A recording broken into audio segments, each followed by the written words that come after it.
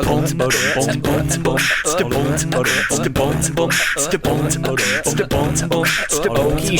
show. Hello and welcome to the podcast that explores the heartlands entertainment industries. I'm Brian. I'm Kelly. And I'm Nick. And guys, I got a problem with myring.com. Uh-oh. First of all, I love myring.com. It's pretty great. They don't even sponsor the show, but I feel like we give them shout outs. But here's the problem with the ring.com. Did you know that when somebody rings your doorbell and you answer the ring.com app, that it's a two-way speaker? Oh. Meaning they can hear you talking about how creepy they look and just pretend you're not home. You didn't know that, Brian? You didn't know that it was like an intercom I system? knew it, and then I forgot it. And like Lainey and I just went on a fun, getaway trip, and then we get home and we're laying in bed just trying to take a nap, and then our doorbell goes off. Bling, ding, bling. That's a doorbell. Yeah. And I look at the ring.com, and she gets up to actually answer the door like a normal human being, but I'm, superior in my technology. So I open up the video, and I don't realize this until like 5 minutes later that this is what the guy hears on the other end. He just rings the door. Let's see if these people are here. Oh man, it's some creep. What are you doing? No, take the robe off. No, I'm just gonna go answer the door, Brian. I'm just gonna go answer the door. No, don't. Look, just pretend that we're not here. No, I feel like I should answer the door. The guy clearly looks like he's on meth of some kind. Okay, let me see him. Let me look first. Let me take a look at him. Oh. No, get away from the window. He knows that you're gonna be there. I'm not looking out the window. Okay, obviously I'm gonna answer the door or not, but depending on, I just need to get a feel. Do you think he'll say anything? Mom, Dad, there's someone at the door. No. Hello. My mom and dad are home and in the back room. That is real ring.com right there. Yes. That is real life ring.com. My kids do that to me all the time, and I'm like, no, don't answer the door. And then they just stand there and wave at the person. See, we're lucky that we have dogs that alert us of anyone's presence. Which is also fearful for the person approaching the house. That's nice. Yeah, That's yeah, scary. it's a good security system. So So did he talk back at all? Oh no. I'm watching this guy on the video, and I see him kind of look around, and then he kind of looks hurt. And then he kind of looks like a creep. He looks at the things that he was going to sell us, and he's like, well, I guess I'll just f off then. Wait, did Lainey even get to go talk to him? No, he you was were gone by already- the time that she answered the door. Brian's already like, and then I was like, we got rid of him. And he's then, so creepy and weird, and his stupid face and his ugly eyes. Look at him, he's so stupid. and then I realized the guy could just hear me talking crap about him. I guess I did not realize that it's automatically a two-way thing. I thought you can choose to turn on an intercom. That's what I thought, is that I can Unmute decide. yourself. It could be my choice. Ring.com.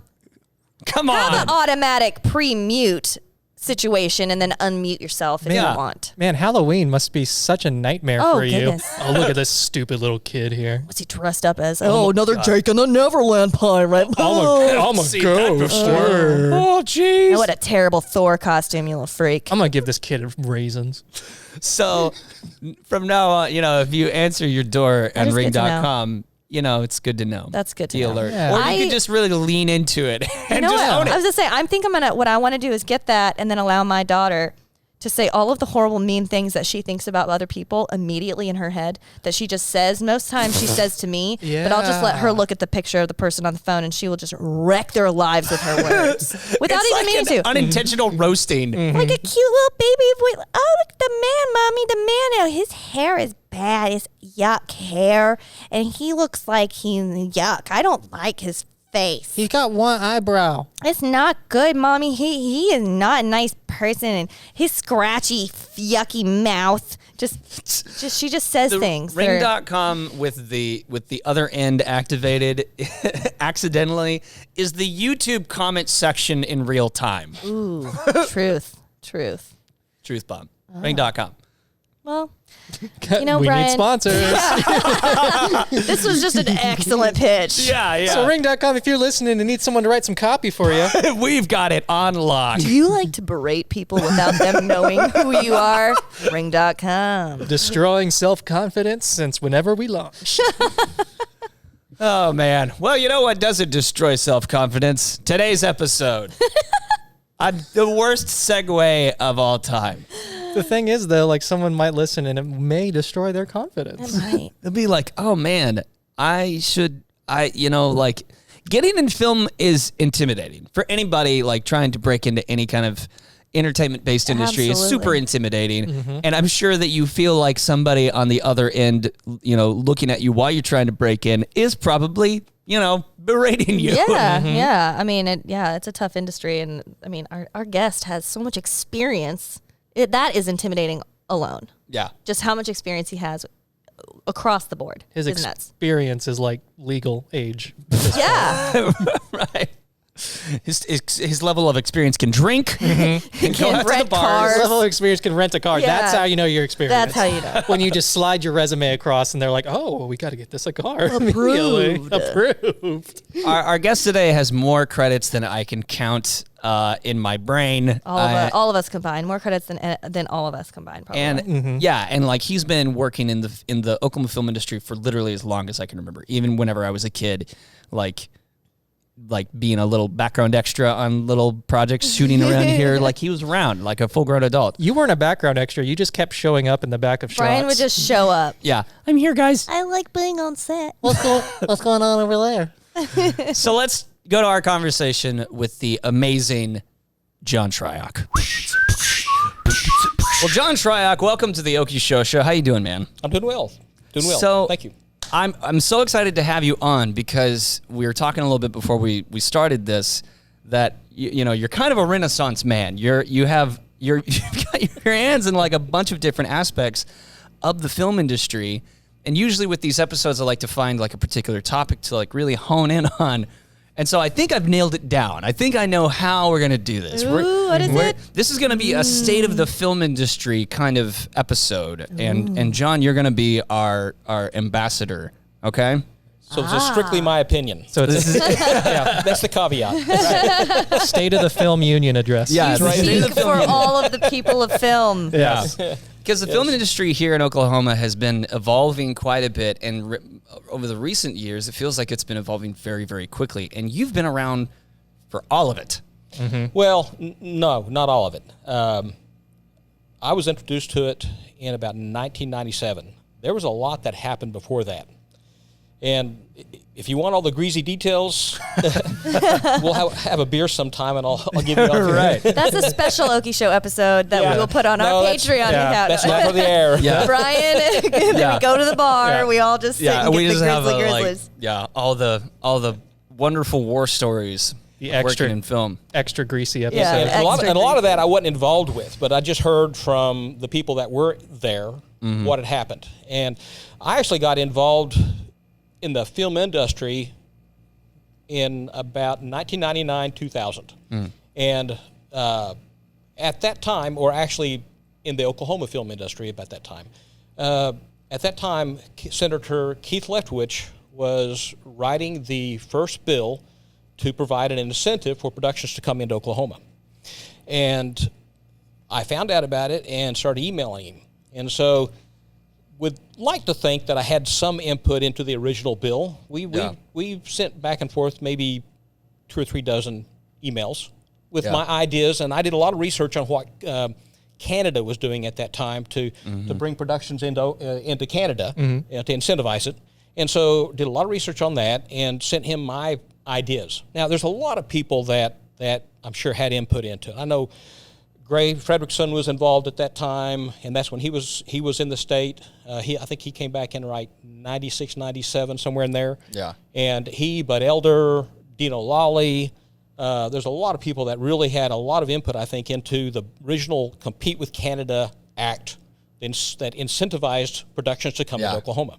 And Canada's just coming in and stealing all of our It jobs. is shocking. It is really shocking how little I knew that all these people are Canadian, or all this filming is going on up in Canada. I had no idea until you think they're just normal, but underneath every now and then a little A slips out, and you're like, what? Well, freaking Vancouver especially has been the set of like so many freaking movies and shows. Right now. It's Yeah, crazy. it's crazy. It stood in for New York. I don't even know how many times. So this was the in-your-face Canada bill?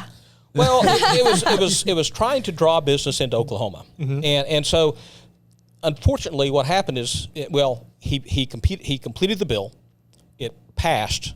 Unfortunately, he passed away before the bill could be financed, and so we actually had a bill, and this was at Dino Lally was the film commissioner at that time, and this has not been directly told to me, but I heard through second, third person, that people were calling up and asking questions about our film rebate, and he would have to tell them, unfortunately, we don't have any money for it. Fund it. We have none. Oh, yeah. They don't talk about that in Schoolhouse Rock. Yeah.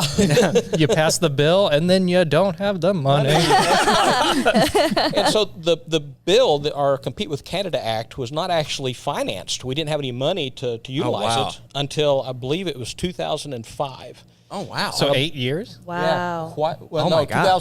2000 to 2005. 2005 years. Okay. And the first movie, I believe the first movie to take advantage of that rebate was one called Four Sheets to the Wind. Sterling Harjo was the director on that, writer-director. Tulsa. And I think that was the first movie that took advantage of that. Now, Jill Simpson came in after Dino Lally, and she managed to get enough support to get funding for our rebate. And so that was actually when our rebate started. And I tell you, we've had ups and downs. You know, we lost it for a year. What was that, back in... I got to relate things to movies I worked on. And Go back in time, and this movie was this time. Yeah. I know I was on Rudderless. Yeah. Oh, yeah. And- I remember I was an assistant, like, at Chris Freihoffer's office, and that was going on during that time, Rudderless. Like, we were casting for that at the time. So that reminds me. Yeah. And I remember coming home to my parents and being like, did you hear this rebate thing? And I was very fired up about it. And they were like, Kelly, you're still, just take your just calm down. I'm like, no, this is a big deal for Oklahoma. Yeah. Like, it was very intense at that time. I do remember that. Sorry. And then you said, you just don't understand. Just don't understand, like, Mom and Dad. Well, and it's crazy how, like, because we all have family that are not in the film industry that they don't quite understand how it works. Or like they're not aware of it at all. Yeah. And my favorite is whenever you have those relatives that are like, you know what you need to do. They have suggestions. They have all the ideas in the world of like, you know what you need to do. You need to work on a Write movie your like senator. The Avengers. Yeah. And you're like, okay. Yes, You I would don't love have, to. that would be great. Yeah. Thank you for your advice. My favorite is always just like, you shouldn't, you know those animated films? You should make one of those. You should make one of those. Yeah. Well, yes, Okay. just allow me to just pull that out of my butt. I have my laptop here, and I click go, and there it is. That's right. There's Mickey Mouse. Exactly. There's Mickey Mouse. Now, John, in the film industry itself, what capacity do you actually like work as a film industry worker? Well, primarily what I like to work at is what's called the key grip. Okay. But having had a rental business, I've been exposed to the grip side and the electric side. Okay. So I'll work grip or electric. In our slang, we call that the light side and the dark side. Grips being the dark side, the electricians being the light side. Right. I prefer the dark side. The force is too strong.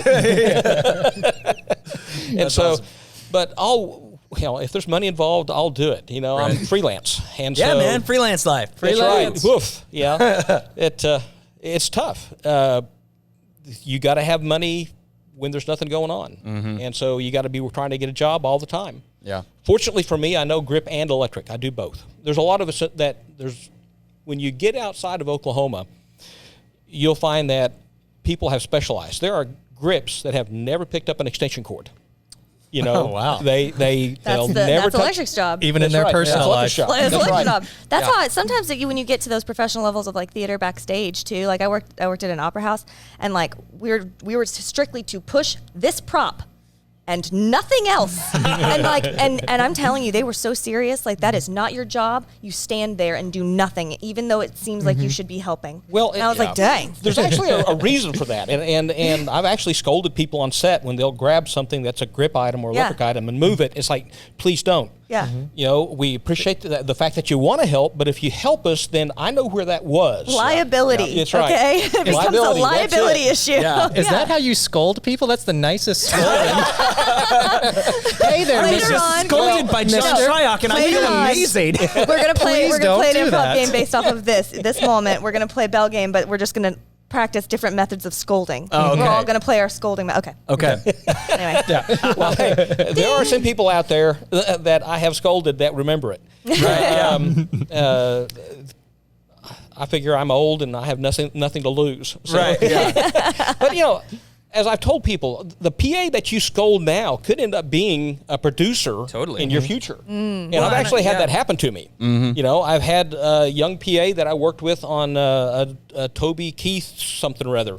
And 2 years later, she calls me up and she goes, "Hey, Jon, are you available?" Gives me the date. And I think I'm. Why was a PA calling me up to ask my availability? And she's going, "I'm not the PA anymore. I'm the producer on this." Yeah. 2 years. Glad I was nice to you. Hey, yeah. Wow. Nice to meet you Climb that again. ladder. That's right. What would you say is the biggest difference between kind of an amateur set and a professional level set where you don't touch other departments' stuff? Like, what would you say are the biggest differences? The fluidity of the set.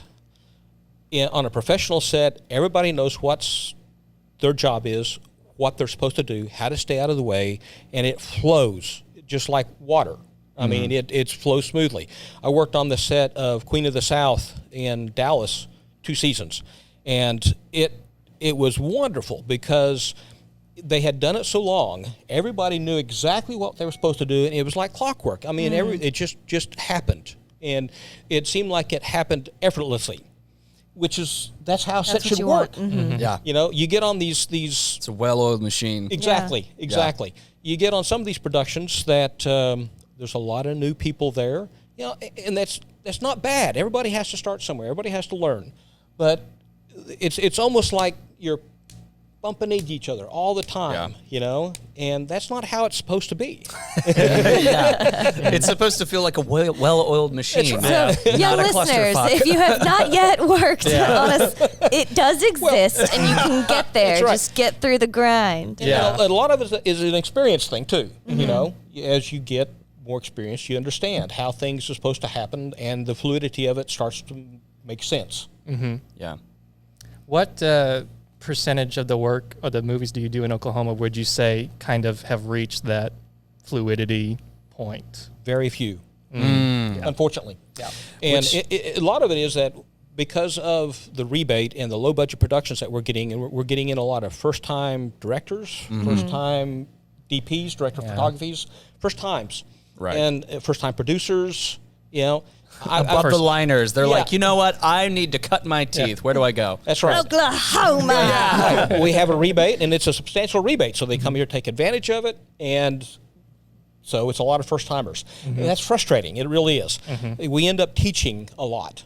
Yes, we do. Which is very funny because a lot of times it seems like people will come in sometimes, not all the time, and they'll try to teach Oklahoma, us, how to you make really movies. assume that everyone knows what they're doing. Like, we don't have a solid enough crew. Yeah. Exactly. But there is one that knows exactly what they should be doing. I get really, I don't know about y'all, but like I get really frustrated. And like I have to I've learned to have to not allow myself to be triggered. Yeah. Oh, I'm being triggered. Because we'll have like New Yorkers or LA people come in and they'll be like, they walk in and they're like, well, this is Oklahoma. Clearly, none of these people know how to do what they do.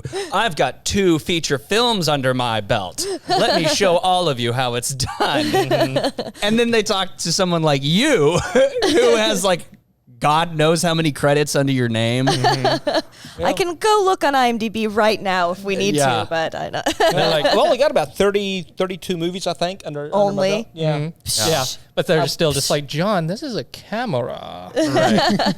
Yeah, we still get the you local or professional. Yeah. Yep. Yeah. And I'm both? Yeah. Yeah, I'm both. I guess I feel like that's kind of a valid question, though, to a point.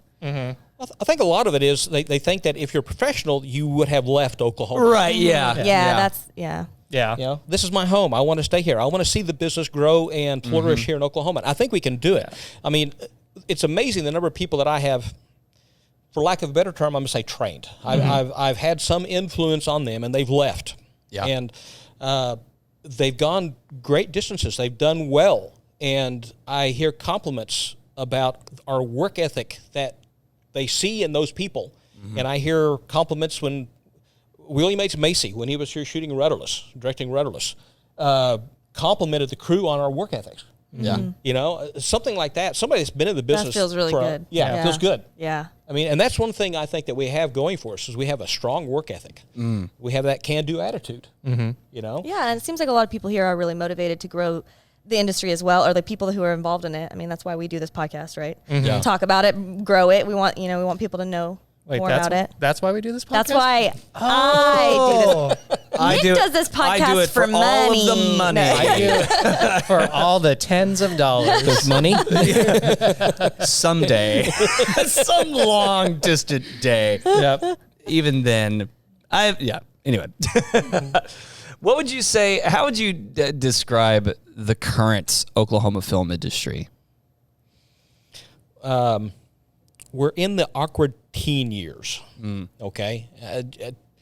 In the sense that we have the rebate now, and also as part of the rebate, just to expound on this just a little bit, our rebate's actually kind of small. We only have an $8 million rebate, $8 million per year. But we have this quick action fund. Pocket change. Pocket change, that's right. When it comes to movies. I was just say kind of, sort of, kind of. One movie. Yeah. But not to forget your question, but we also have something that was enacted this year. We have this quick action fund, something that was put into place.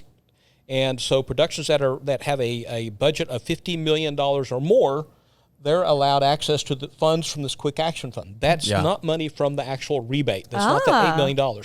Plus, I've already read an article where they're trying to double the rebate in legislation next year. So wow. And awesome. That is of course, awesome. That'd be great. this is September. I got to remember what month this is. So this is going to air in January. So this legislative travel. session, time travel. This legislative session, they're going to try to double the rebate, and I think it'd be fantastic for Oklahoma. Yeah. So now back to your question, which was, remind me. We're in the you said we're in the How would you teen describe years. the film Thank you. industry right Yeah. now? Yeah. So we're in that awkward teen years where we've got the productions coming in. They're coming in and then they're leaving. And so we now have a crew that we've kind of trained up, but we can't keep them working. And so during the lean times, they have to look for work. They have to have an income. And so they're either leaving or getting out of the business and getting a job. Yeah. Not that working in the business is an I was about to say, but They're going to get a real job. Yeah, they're getting a 9 to 5. yeah, Okay. they're going to stop playing Steady. pretend. There's nothing pretend about this business. Yeah. Believe me. Oh, yeah. Come work with me on a day and you'll understand. My gosh. The hours we put in and on a weekly basis. Yeah, well, especially GE. ridiculous. Like, I feel in the sound department, like, I'm so spoiled because I see you guys You are. sweating your balls off all day, like lifting heavy things and all that. And God. I've already decided if there's such a thing as reincarnation and I do come back, I'm either going to do sound or hair and makeup. Oh, you're royalty. Hair and makeup royalty. Yeah. They have air conditioning. Yeah. They've got that air conditioned trailer. Usually. So where do you see the industry going? Like, we have this upward trajectory that, like, we can thank our legislators for passing this upgraded rebate and the quick action and all that. Where do you see it taking, or where do you see it going? And, like, how can we as crew members point it in the correct direction? Because there's a bad direction that I think that it could be pointed in. Right. And then there's the correct direction. As crew members, the best thing we can do is learn. Because when you get that call and you get on set, you want to put the best face forward. You want as an example, I'm hearing some of the productions that were in just recently, they weren't able to hire some of the crew that they wanted, some of the more experienced crew. Yeah. And so when they left, they were actually talking bad about our crew, saying that, well, the Oklahoma crew doesn't know anything. Right. Bunch of rookies. Yeah, a bunch of rookies. Well, you hired the rookies. Yeah, it Well, they depends on who did. you They got hire. what they paid for. They were last to make the calls, and so they got the people just breaking into the business. That's not a bad thing. Everybody has to break in somewhere, but that can't be the representation that we have going out there. Okay. Those are for those bigger productions that are coming in for the rebate. We want them to see that not only is there a rebate, but it works well and smoothly with the crew. And that makes sense. We have an experienced crew here. Yeah. We just don't have a lot of depth in our crew right now. Yeah. Right. But as we try to build that depth up, if we don't have the productions to keep people here, then they leave. Yeah. Right. Yeah. You know? How many movies do you think we could crew up right now with trained professionals? At the same time? At the same time, At one the and a same- half. 1.5. Yeah. Yeah. Now, that It's could like change we quickly. just recently had like 5 productions At the shooting s- at the same yeah. time. I was told there were 10 movies going on between the end of June and the end of August. That's a lot. I can see that. Yeah. I feel like I was one of those newer people who were brought in. I was definitely like 4th on the call list. I feel like whenever I got a couple calls coming in, and that it's a challenge like that. You want to represent yourself as best as you can, but sometimes whenever these productions come in with their own agenda of just like, okay, we need people, but we need it cheap because it's part of why they're coming here. So they hire cheap and they kind of get, again, like you said, what they pay for. And so, as a crew member, learn, okay, and we're trying to change that. I know NGP is putting on some classes. I'm actually, and this is going to be after the fact since this is being broadcast in January. More time travel. Yeah, more time travel. In November, I put on. Yeah, I'm speaking past tense because this is January. Yeah, it's future past. The ongoing. Bear with us, listener. Bear with us. That's right. Yeah, Confusing to me too. Recording live from the black hole. Bermuda In Triangle. November, I'm gonna put on some classes and teach some rigging classes. Yeah. Okay. This is one thing that we need to have a better knowledge of. Okay. They're going to be doing some other classes, and they've done some. We've had these workshops that NGP's put on. So things like that. If anybody's able, if you're a crew member and you're just getting into the business and you think you need to up your knowledge, up your game, this is how you do it. You take advantage of things like that. And every crew member, like on that note, like every crew member, no matter how much you know, you never know enough. Like that's right. You should always be. I feel like Think of it as like continuing education for almost any other profession. Well, this is a changing Stay business, sharp. just like computers, anything else. Yeah. I mean, if you're an electric, the lights are changing. Everything's going from the old tungsten HMIs now to LEDs, and so it's changing. You have to learn that.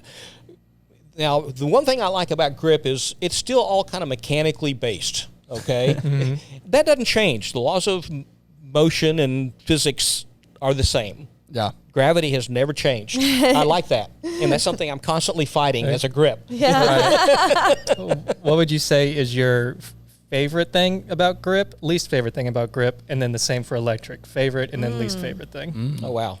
Well, the favorite thing about grip is the challenge of somebody coming to me, DP coming to me and says, I have this great shot. I want this to try this look. I want the camera to, well, as an instance, I had somebody come to me and they had a spiral staircase. Okay, and they wanted the camera to travel down the inner side of the spiral staircase and follow them down as they went down. Nice. I figured out a way to do it, and then the shot got scrapped. Oh, man.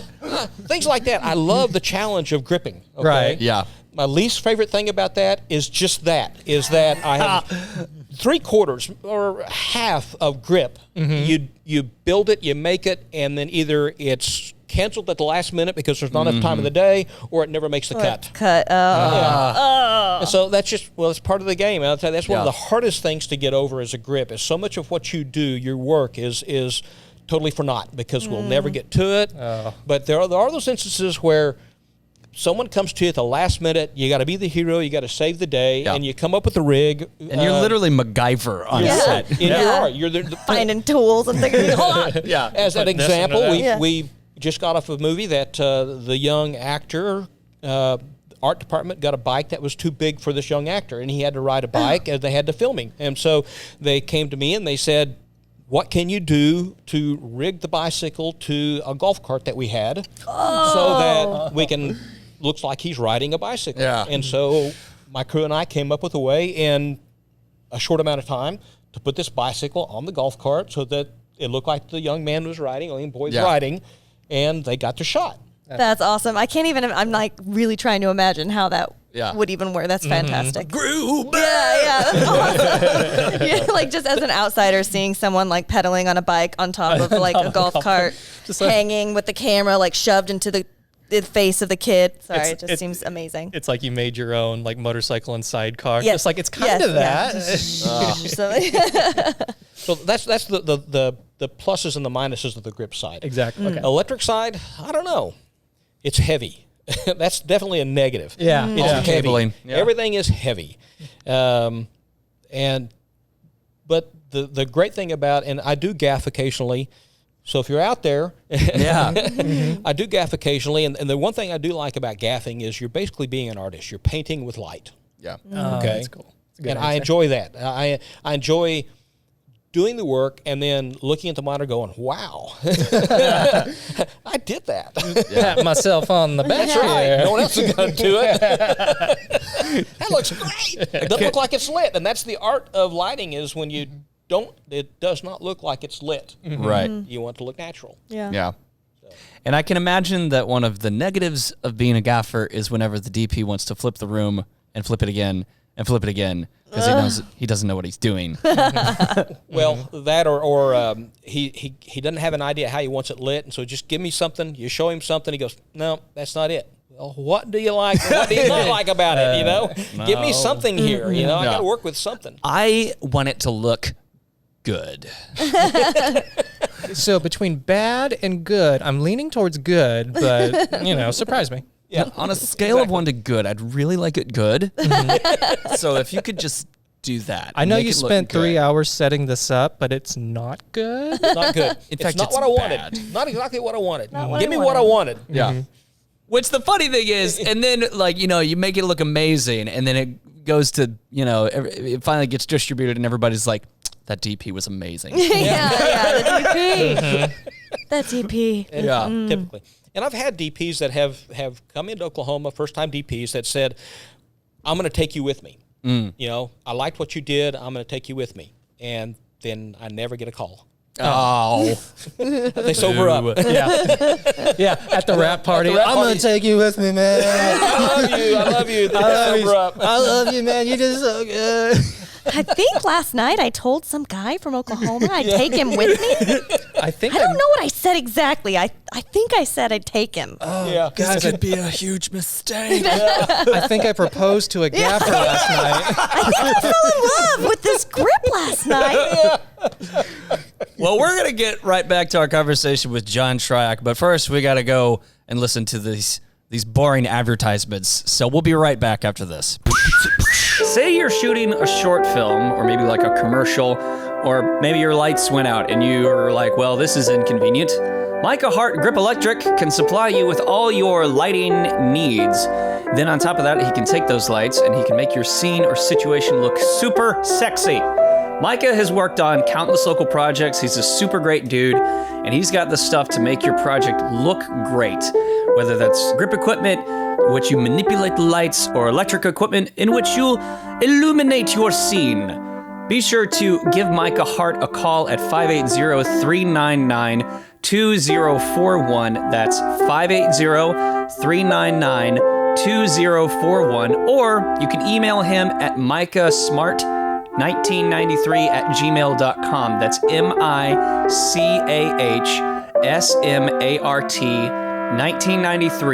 MICAHSMART1993@gmail.com. So, John, you've been doing this long enough that I think it's safe to say you have some horror stories, Oh, wow. to say the least. Yeah. Oh. Because you also have owned a rental business for several years. Yeah. And I think anyone who's been around the industry in Oklahoma long enough has kind of seen you get burned. And I was wondering if it'd be okay if you could tell us some cautionary tales, kind of in the vein of like, we want to save up and comers from being burned in this way. Mm-hmm. Is that okay? Well, I'll tell you what has saved me. I was burned, but we have a judgment, okay? And so now it's actually been 3 years. This is of course, have to remember the time travel here. Yeah. Right. And we're not going to mention Almost names of various, any yeah. productions or No. anything like No. that. But Well, we'll mention names, just the wrong ones. This was The Godfather. Oh, no. But we actually have a judgment, okay? And so this has been ongoing for 3 years now. And if hopefully by the time this airs, all has been settled. right. And because we're getting that close. But it's been 3 years of my life that's literally been on hold because of this production not paying their bill. And then doing a tremendous amount of loss and damage to our equipment. Right. And so Can you take us a step back to what exactly happened? For this production, we'll call it We'll call it Nightstar. Nightstar. Nightstar. as opposed to Daystar. Yeah, Nightstar. Right. Nightstar. Let's just call it the production. The production, Yeah. The production. Yeah, production. we'll keep it legal. That's right. So they came wanting to rent equipment. They pretty much rented everything in our inventory, Okay. which was about A lot. $1.75 million, I think, in inventory and replacement value. So they walked in and were like, we'll take it all. Well, pretty much. It was that big of a production. It needed everything. So they took about everything. And then we had a payment schedule set up, and they didn't pay. And I had a previous experience with a production that didn't pay. At that point, I was reactive to the not paying. And so it took a long time for that to get settled. And so this time I decided I'd be proactive. And this particular production wasn't responding to my phone messages, to my emails. They ghosted you. Ghosted, yeah. Straight up Definitely ghosted. ghosting. And so Well, if we just ignore him, he won't. Yeah, he'll this go is like me deciding whether to respond. I don't know what to say. I'm He'll just forget not about all gonna- this equipment that we Yeah, have. he'll probably forget about the $1 million. Put it away. And so they didn't pay. And so I contacted my attorney. We filed a lawsuit. Yeah. And we actually had a judgment. At that time, they still had the approximately $1.75 million in equipment. So we sued for $1.75 million. In their possession, they had your equipment. They didn't even return it. Oh my God. At the time we filed the lawsuit, they still had that million. That's replacement value. Okay. Yep. So, because that's what everybody deals with in insurance, is all replacement Value. Yeah. And so they, when they found out about they didn't show up in court. So if you don't show up in court and you have a lawsuit, Ruh-roh. that's right. There's a judgment. Yeah. It's called a default judgment. Yeah. The judge awarded us what we'd asked for at that time. I think it was 1.3 is what we'd asked for. Okay. The judge awarded it. Okay. That's good. That's a victory. Yay. Yeah. Well, no, and my attorney. But the legal system. And I tell you, I've been to this. I can't mention any names here. I've been to the. Nightstar. I've been to law school, courtesy of Production A and Production B. Yeah, no joke. Right. I bet you know a little bit about like litigation stuff now. That's right. I I mean, know quite like, a bit. And Renaissance man. yes. That's right, exactly.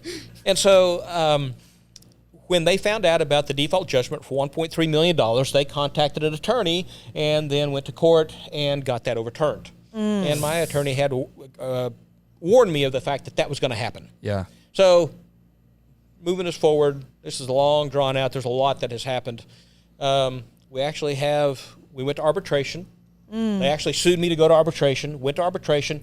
They didn't show up to arbitration. You're asking to be in the middle. Like, you're asking for mediation. Like, this is good. Yeah. This is a good step. Show up. They didn't show up, and the arbitrator, and with the arbitration, you actually sign a contract that stipulates all the dates that things are happening and when the arbitration is going to happen. So it's not like they didn't know.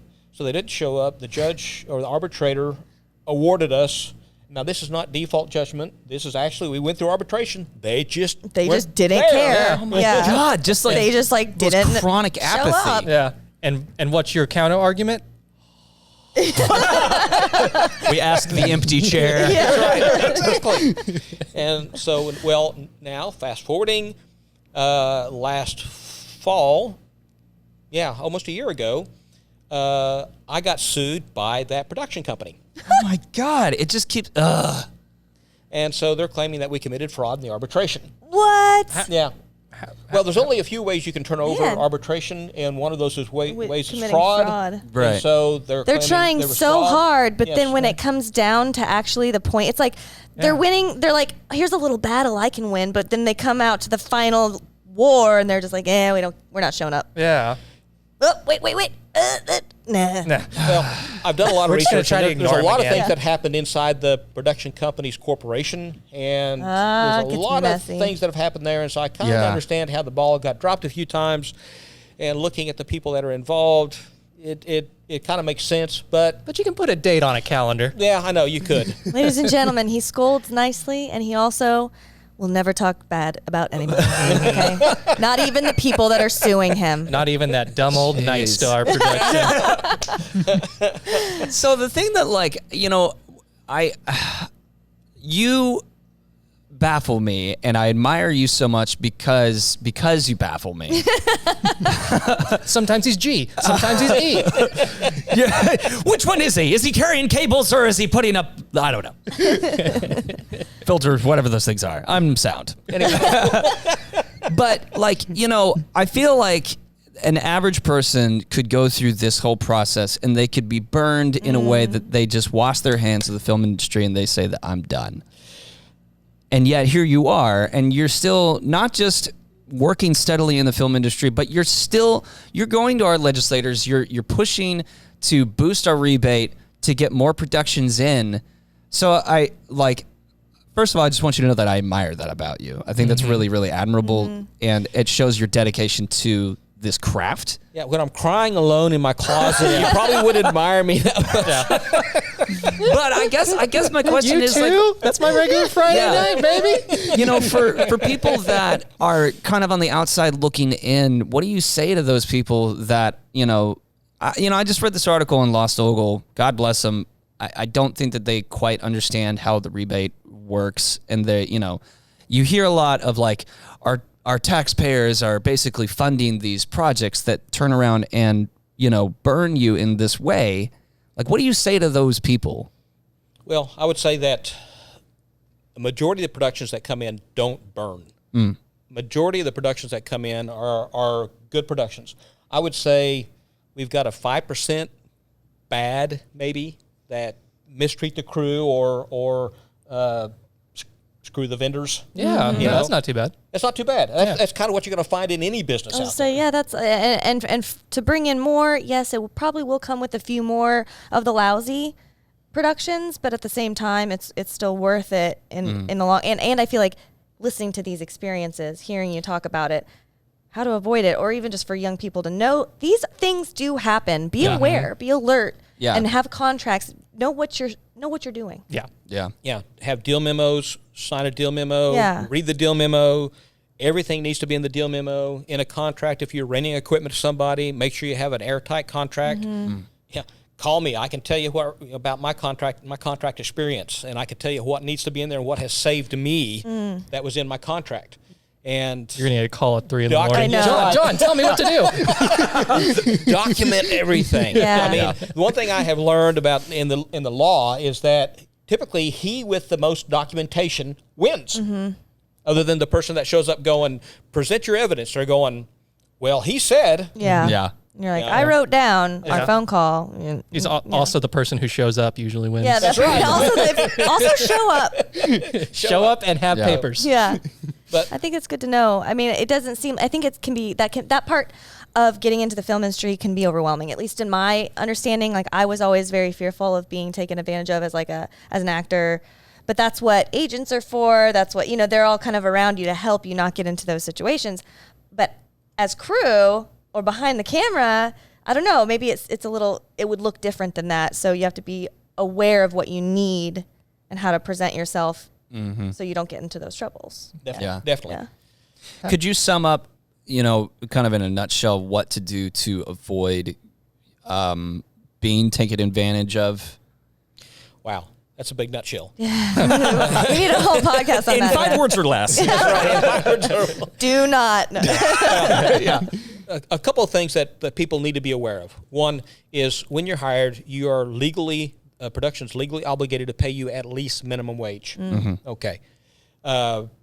Even if you're a PA, it doesn't matter if you're a salaried or whatever, they have to pay you minimum wage. Yeah. Okay. And a shoot day can last. That's right. For PAs up to 20 hours sometimes. That's right. And if you get asked to work a flat, don't do it. Don't do it. Yeah. Don't ever work a flat. Record your time on your time card. Record your actual hours worked. Because I've heard of productions asking or saying, "Don't fill out your time card. We'll do it for you." Ooh. No. Nope.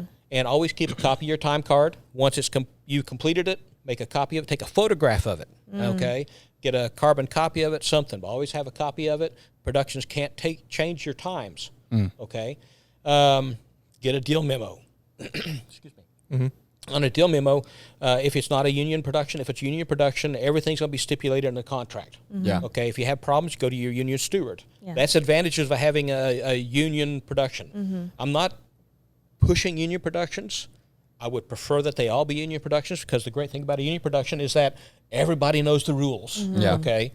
And so above the line, below the line, we all know what's going on. If it's a non-union production, get everything in writing, in a deal memo, all the details. Everything that should be in a standard contract needs to be in that deal memo, so that there again, everybody knows the rules. How long are we going to work before we go to meal? How long's meal going to be? What's our turnaround time from the time we wrap to call? Is that going to be 2 hours, 3 hours, 10 hours? How long's our weekend going to be if we're going to have a weekend break? Can you call me back in at any time? So things like that need to be stipulated. Get it in writing. So verbal contracts I like are that, probably not a good idea. Yeah, No. yeah. That's such good information. If you talk to somebody on the phone and they tell you a rate, send them an email back saying, I understand that this is my rate, and this is what we're going to be doing. And this is how much Please I'm sign gonna below. pay. That's right. Yeah. Well, you get it in writing, and you say that please respond. Yeah. If they Confirm respond yes, this. Yeah. confirm receipt, then everybody knows what's going on. Yeah. Communication is the number one thing. God. This is all very, very, very valuable information, especially for the up and comers. And honestly, as long as I've been doing this, I still need to be reminded to do all this stuff, because sometimes I get a little too comfortable, and then I do get burned. And it's easy. Yeah. And it is very easy to get burned in this, especially whenever they dangle the carrot in front of you of, you want to work in film, right? Yeah. Well, I think one thing I like about, at least for what it seems from my perspective, because I'm not directly acting within all these movies or involved on set or anything, but I can see that I even am aware of some of the people that I've been told are no good. Yeah. Don't look out for that person. That person, they've taken advantage of a few people.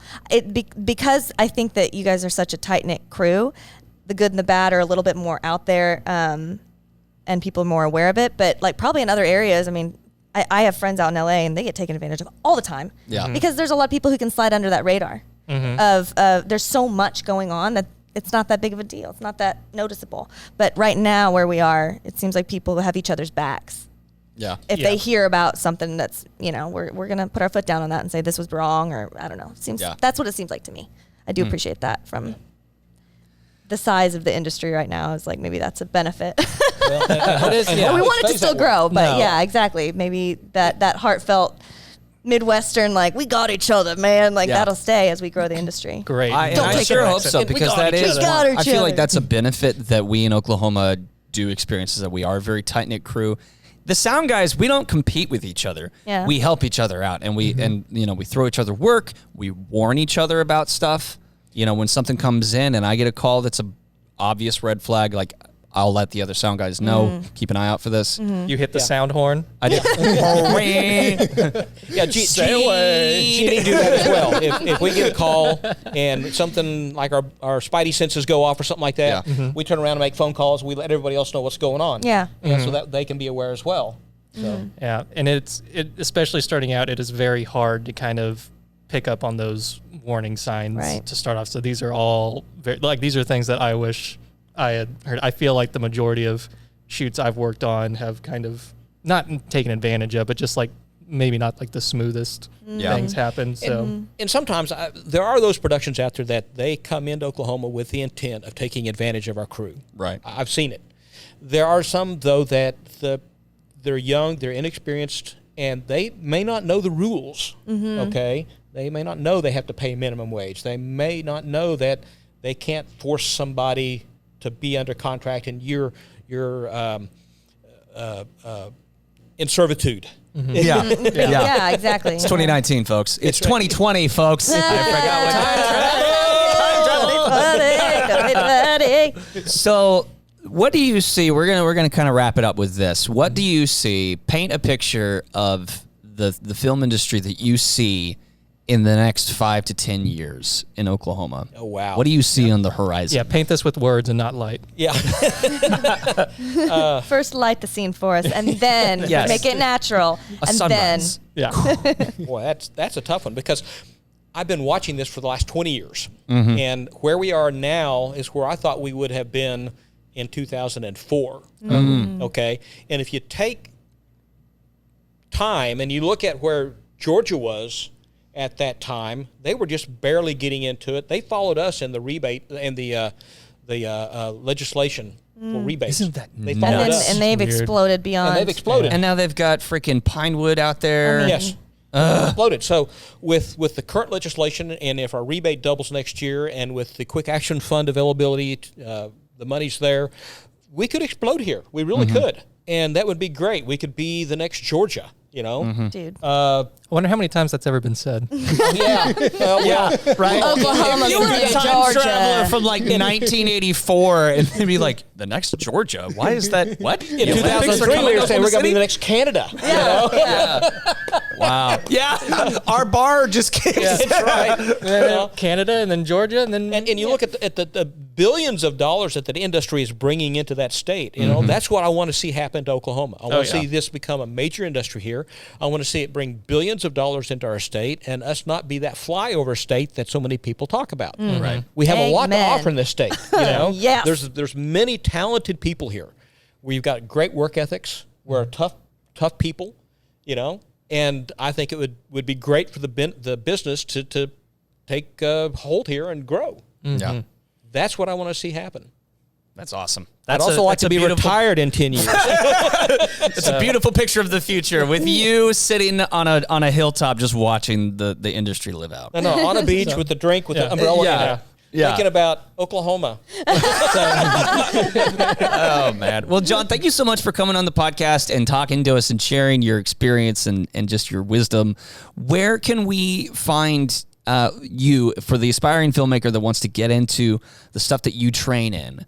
Where would be a place that they could looking go? Classes. Where can we search you? Get on Facebook. Find me on Facebook. Find NGP on Facebook. If you want to find me, you can go to the Oklahoma Film Commission's website. I'm listed in their crew underneath Key, Grip, and Gaffer. I'm also, spell my name right so they can find it. I'm on Facebook. Find me on Facebook. Send me a message. I mean, I'm all about teaching. That's how we're going to grow. Is people need to be taught from the people that have been in business and pass it down. You know, That's awesome. That's the very way to be. great philosophy. Yeah. That's awesome. Alrighty. Well, Jon, thank you so much for coming on, man. my pleasure.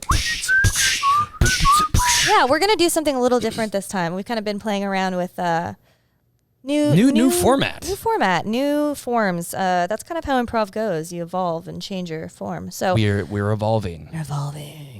we're going to go from doing maybe some short form games like we've done in the past. Now we are going to take some inspiration from our previous conversation that we just had and do a simple word association. And if inspiration strikes, we will start a scene Yes. by the ringing of the bell. With our table of inspiration. Yes, yes. The table of inspiration. So, okay, word association based off of the conversation we just had with Mr. Jon. Let's see here. Grip. Rebate. Best boy. Electric. Union. Wires. Lawsuit. Deal memo. Night shine. Nightstar. Daystar. Daybreak. Evening Star. Untitled movie. Untitled movie.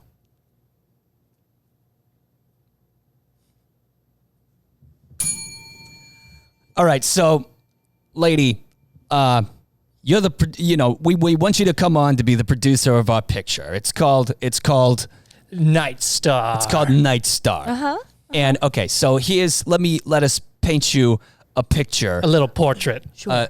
Yes, of what this movie is going to be about, you see. Now, do you ever walk outside when the day has stopped being that and it has turned into something else entirely? It transitions from day into what? We don't know. We don't know. No one knows. No one knows. But then you go outside and you look into the sky, and what's that? There's a dot in the sky. What do you see? You see 1 dot, 2 dot, 3 dot, 4? You try to connect the dots sometimes, but you can't unless you got one of those weird little maps with you and everything. Are they planets? No. Is that the moon? No. Too many. Is that Matt Damon? No, but it's similar. It's a star, baby. It's a star. It's called Nightstar. All right, just checking in. Have we sold it yet? All right, I do have a few questions for you guys. They okay. always do. I like the idea, I like where it's going. Sounds good. Interesting hook. Nice. Now, I do have a question. Is there any room for like sequels? Because, that's a big thing right now. And I just feel like right now, the question you just posed, what comes after day is night. Nightstar. I don't see how you can go back or forward with that. So we're really looking for something with like a 2 or 3. Here's the thing. We're thinking a full cinematic universe. Nightstar, Daybreak, Nightshades, Mid-morning moon. Okay. I am liking some of the names of these titles. Moon Sun. Yeah. Moonshine. Okay. I do have concerns though, because there's still no mention of dusk or dawn. And I feel like those are 2 parts of the day. Listen, Dollface. Do you mind if I call you Dollface? I find that very offensive, but go ahead. Okay, Dollhouse. So you think we're not including dusk and dawn, but don't you worry. That comes in phase 4. It's a package deal. It's a package deal. Nightstar, Dayface, Dawn, Dusk. It's in there. It's implied. It's like bringing us on. It's like when you bring on one of us, the other one has to come on because we're co-directors, co-writers, co-craft service. Oh, you do crafty as well. I make a moon. I make moon pies. We have moon pies, which will be in phase 5. So that okay. I love the theme for crafty. I guess the hang up I'm having here is, there's not really a point to it. Listen, Dollface. Wait a minute. Dollface. I think she's trying to say that we don't have a story, Nick. Oh, do we have a story? We don't have a story. Yeah, elaborate on the story, please. Well, We'll give you a story. might as well give it all away then. I mean, we gave her the Nightstar. I don't know what else she wants. we could pull back the Shroud of Mystery, I guess, if that's what magicians do these days. Page 1, line 1. Curtain opens on a night sky. Yes, that's exactly what we're looking for. Like, think Interstellar, right? The whole allure of that movie was that we, in the end, found out what was going on, and I don't really feel like we find out anything other than it's night outside and there are stars in the sky. You know what? There were 2 elements to Interstellar that made it a hit, and I'll tell you what those 2 elements were. The fact that it was the night and that there were stars. Mm-hmm. But where we differ from Interstellar is that when they went to the other galaxy, those were day stars. We're going to keep it extremely night stars, babyface. You know what, guys? I feel like you've sold me on this. Now, I do have to say we cannot get Damon for this, okay? He is out. That's totally fine. All right. I'm going to need a list of your, top 10, because this is not, the best kind of selling movie. I'm looking at, okay, now, keep it together. All right. Mm-hmm. Rick Moranis. You know who I would love to see in a film? Steve Guttenberg.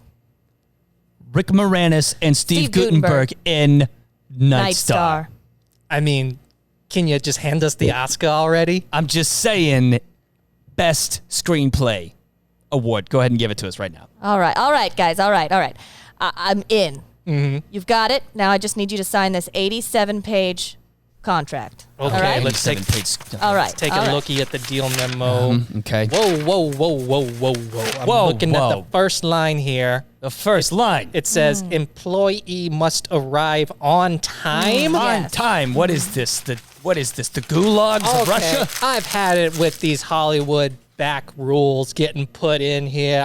They're trying to just pull the wool over our eyes. You know what this is? You know what this is, Nick? What is this? This is corporate America squashing our vision and our dreams. You're damn right, Jake. That's what it Asking us is. to show up on time. Jump to the guys pitching Nightstar to a porno industry film star person. All right, lady. Now keep your panties on. We've got a great idea. Or don't. Or don't. Well, I mean, this is Bang Bros. It seems like you need those off to keep doing what it is you're Guys, currently doing. Seriously, I'm a serious businesswoman, and I do not want you looking at my face, my tits, my ass, or anything else. You may look down at the ground while you tell me your pitch, and shut up. I will decide if we make this movie or not. All right? So I want you to look down at the ground, and I want you to very slowly tell me what this fucking movie is about. Nick, you take it away. Curtain opens.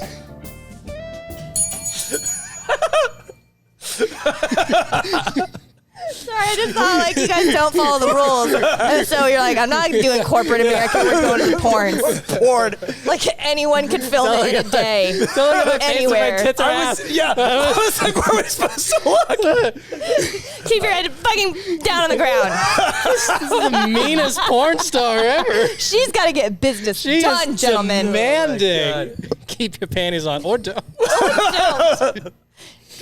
Shut up. Whatever you're doing there. Oh, Lord. Well, if you like what you've heard and you like to be a part of it yourself, or you'd like to see extremely offensive scenes, who knows? The sky's the limit. You don't know what you get with Okie Show. Yeah, with Nightstar. And Nightstar. Go to patreon.com/Okie Show and become a patron today. And if you would like any information of some stuff that's coming up, see some of our original sketches that Nick here has helped create and direct and all that kind of stuff. And Kelly's gotten a star in, and I've, for some reason, been around. Then you can also check out OkieShowShow.com. We don't let him do anything else. I'm just trapped. Just in the corner. Yeah, perpetual sound guy. OkieShowShow.com. And on that note, we'll see you guys in the next 2 weeks. Bye. The